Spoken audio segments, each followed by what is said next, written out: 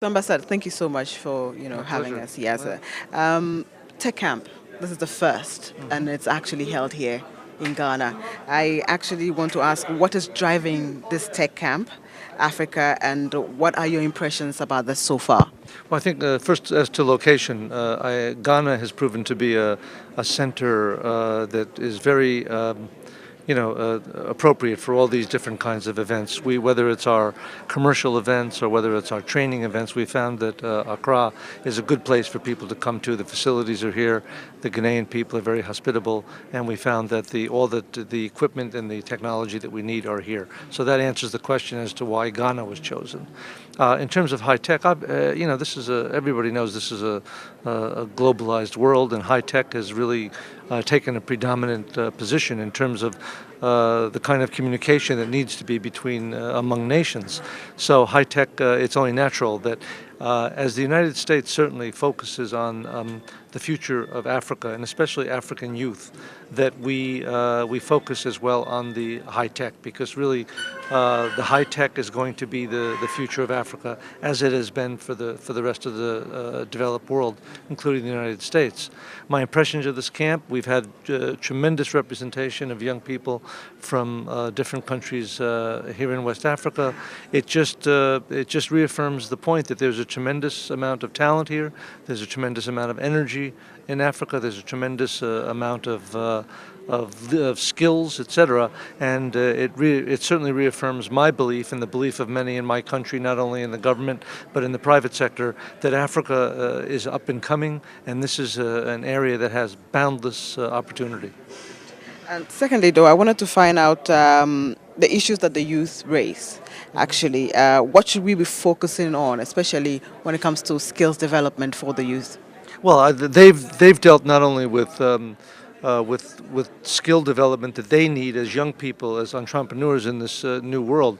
So I think they've taken on those projects, and they've identified those issues that need to be resolved in order for the spirit of entrepreneurship to spread throughout Africa, and to enable the environment so that young Africans with ideas, as these people have just in this small sample, so that they do have the environment, they have the information, they have, etc., everything they need to really develop the small and medium businesses. As Mr. Botchway said, these are really the critical businesses, because they're the ones who experience growth, need capital, need innovation, etc. Once you're big, but at that small and medium level, it's very critical. They've also dealt, as you saw, with issues that are not only related to what they need as entrepreneurs, but they dealt with issues that are critical to their countries, whether waste management or health, etc. So I'm very impressed from what I've seen here. These youth from these different countries are very well educated. They're very savvy, and they're very knowledgeable about the places that they come from and what they need.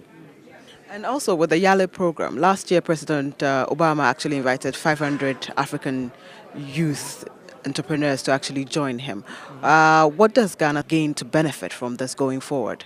Well, we hope that the number one, the Yali network introduces these up and coming business and political and civil leaders in all these different countries in the continent. It exposes them certainly to everything that we have in the United States. It shows them the range of things that are available in terms of the institutions that we have, the abilities we have, our companies, our government, etc. And we want the United States to be involved in Africa. So I think number one, from that perspective, very critical and very important for us to have to continue this program. Second, when these Yali graduates come back to their home countries, especially Ghana, we want them to form, in effect, a vanguard of ambassadors who, armed with the skills that they possessed even before they went to Washington, now having skills and capacity building and leadership and innovation enhanced by their experience, we hope that they will use that to build networks in Ghana to help people that they see in this room, and that those networks will then interface with other networks in Africa. This has got to be there's got to be an Africa-wide solution to the problems of Africa, and I think having a network of Yali leaders from all the different countries who are very skilled and have vision and are committed to the future of Africa is critical. Finally, you've been in Ghana almost 3 years. So what are you focusing on, this year, 2015? Well, we continue to focus on our massive U.S. aid program here, which is, obviously the thing that's most dear to me is the health programs that we have.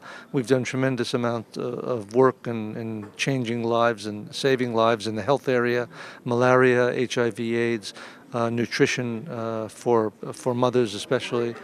So we want to keep focusing on that. We also obviously are very involved with the government in terms of helping and advising them as they march toward resolving the issues in the Ghanaian economy, because we feel that there's a lot of things in play now that, if managed correctly, will lead to a resurgence of the Ghanaian economy, certainly in the next 6 months or the in a year.